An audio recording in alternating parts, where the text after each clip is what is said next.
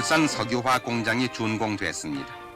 이 공장의 준공으로 라디오와 텔레비전 케이스, 전자기 부품 등을 만드는 폴리스틸렌을 비롯해서 가전제품, 합성 고무, 타이어, 신발류 등의 재료를 만들어 연간 4천만 달러의 외화를 절약하며 고용 증대와 석유화학 공업의 계열화에 이바지하게 됐습니다. 네, 방금 보신 영상 울산 석유화학 공장의 준공 장면이었습니다. 1970년대부터 본격적으로 육성된 우리 석유화학 산업은 이제 생산의 기준으로 국내 제조업 가운데 5위를 차지하는 주력 산업이 됐습니다. 에틸렌 생산 능력 기준으로 봐도 2020년 기준으로 우리나라는 전 세계에서 4위 규모를 차지하고 있는데요. 30년 전인 1990년에 1.9%를 차지했던 것과 비교하면 괄목할 만한 성장을 이뤘습니다. 지난해 주요 품목별 수출 증가율을 통계에서도 우리 석유화학 산업의 위상을 살펴볼 수가 있는데요. 작년에 석유화학은 무려 53.9%의 수출 증가율을 보이면서 수출 효자 품목으로 확고하게 자리 잡았습니다. 매주 금요일 세계 시장을 선도하는 우리 문화와 산업 정책을 살펴보는 강하다 K. 오늘은 K 석유화학의 세계적 위상 또 그 의미를 짚어보겠습니다.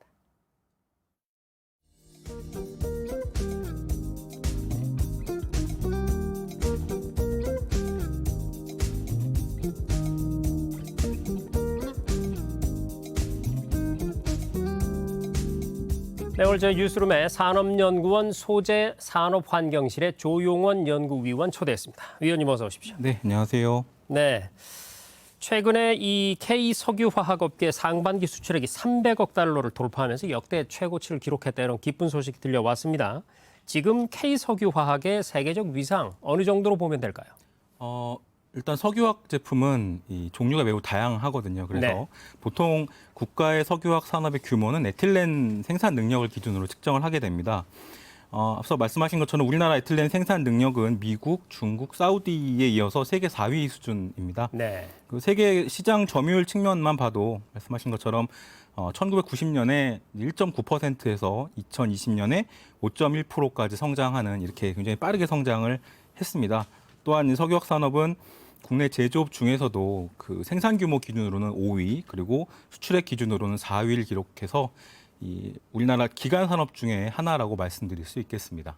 네, 확고한 이제 기간 산업이자 수출 주력 산업으로 자리매김을 했는데 위원님 말씀하신 것과 더불어서요. 최근에는 이런 소식도 들었습니다. 이 K 전기차 요즘 세계 시장에서 잘 나가잖아요. 네. 이 대한민국 전기차가 세계 시장을 선도하면서 이게 석유화학 시장에도 호조세로 작용한다 이런 얘기를 들었거든요. 이 네. 부분 왜 그런지 좀 짚어주시죠. 최근에 전 세계적으로 탄소 중립 기조가 확산되면서 이 선진국에서 친환경 자동차 관련돼서 연구개발이라든가 아니면 생산 같은 걸 증가하고 있습니다. 네.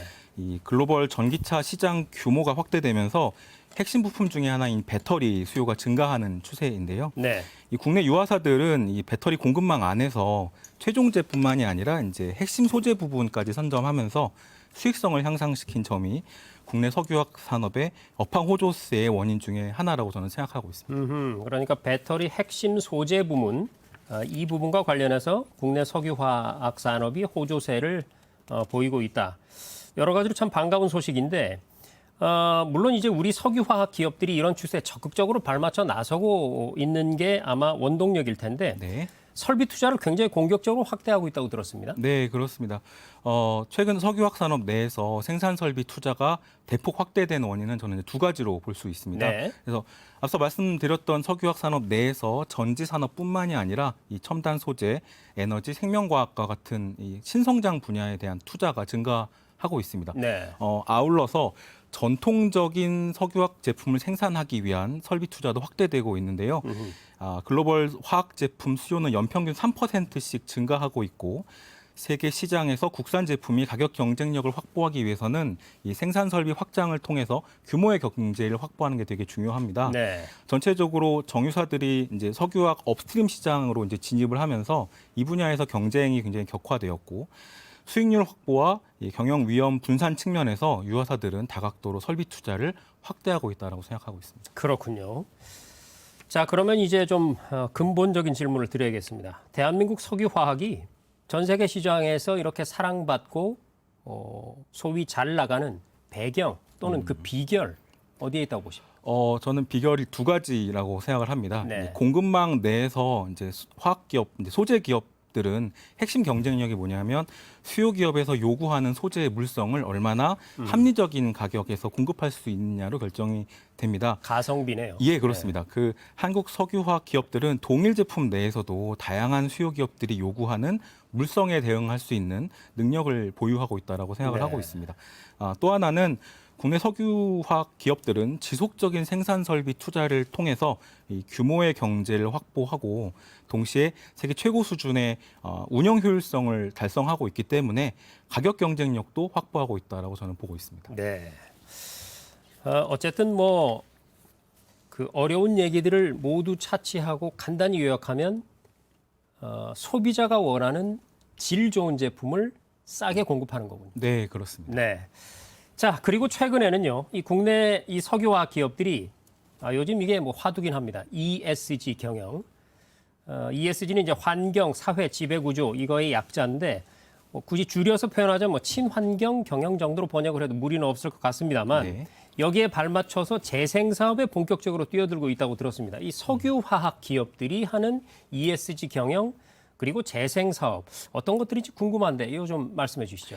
우선 재생 사업들은 어떤 게 있냐면 이 폐윤활유를 이제 다시 정제해서 네. 이 저탄소 윤활유 원료로 사용을 한다거나 아하. 아니면 폐플라스틱을 재가공해가지고 이제 버진 플라스틱이라고 하는데 처음 생산된 플라스틱이랑 합성을 해가지고 네. 이제 제품을 만드는 그런 것들을 좀 출시가 확대되고 있는 추세입니다. 네. 최근에 국내 유화사들이 재생 사업에 이제 참여하는 원인은 말씀하신 대로 ESG 경영 기조와 연관성이 좀 높은데요. 최근 환경 관련 이슈가 사회적 문제로 대두되면서 유화사들의 사회적 책임에 대한 소비자들의 관심이 높아지고 있기 때문이라고 생각을 하고 있습니다. 네. 이 앞서 말씀드린 재생 사업도 국내 유화사들의 이 탄소 중립 전략의 일환으로 추진이 되고 있습니다. 근데 여기에 이 최종재를 생산하는 수요 기업에서 또한 재생 소재나 친환경 소재와 같은 수요가 최근에 이제 급증하게 되면서 유화사들도 이제 재생 사업에 참여하는 것들이 이제 가속화되고 있는 것으로 저희는 보고 있습니다. 네. 뭐 어떤 부문이든지 이 친환경 탄소 중립 예외가 없군요. 네. 그리고 지금 우리 위원님께서 유화사라는 표현을 계속 쓰시는데 이건 석유화학 기업을 줄여서 쓰시는 말이죠. 네, 그렇습니다. 우리 시청자 여러분 참고해 주시고요.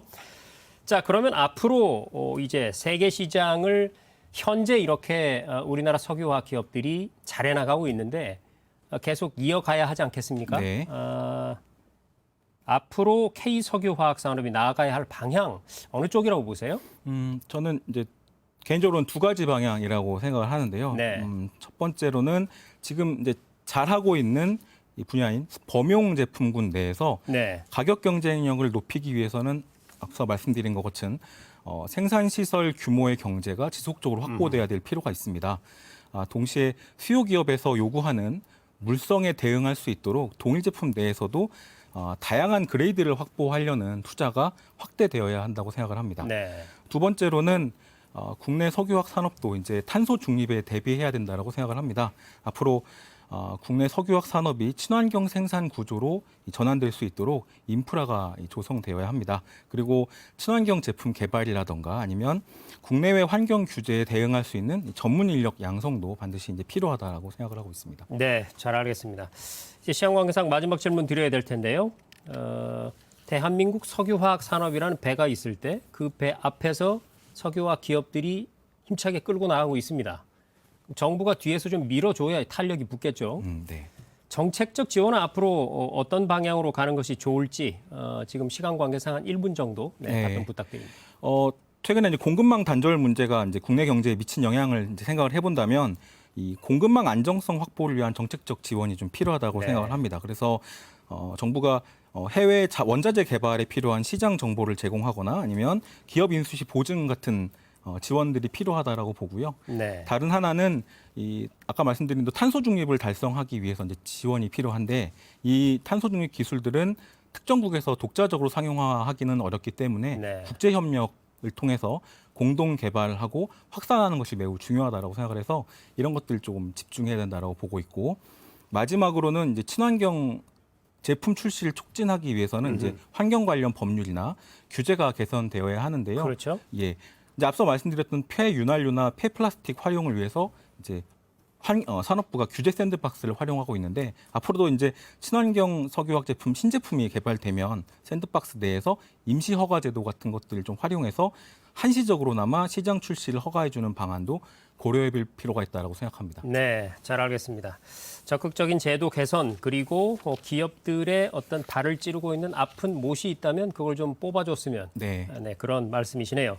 잘 들었습니다. 지금까지 K석유화학 산업에 관해서 산업연구원의 조용원 연구위원이었습니다. 위원님 오늘 말씀 고맙습니다. 네, 감사합니다.